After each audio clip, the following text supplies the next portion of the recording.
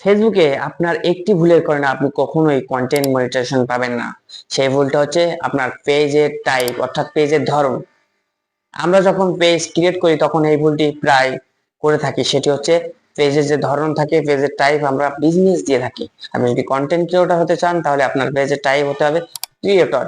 এখন অনেকেই আমার কাছে জানতে চাচ্ছেন যে কিভাবে তাহলে এই সেটিং এর সমস্যাটি ঠিক করব।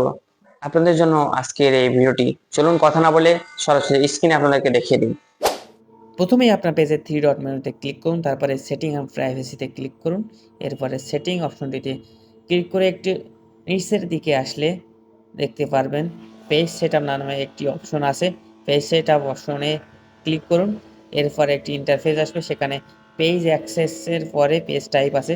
পেজ টাইপে ক্লিক করার পরে দুইটি অপশন আসবে, বিজনেস অ্যান্ড ক্রিয়েটর।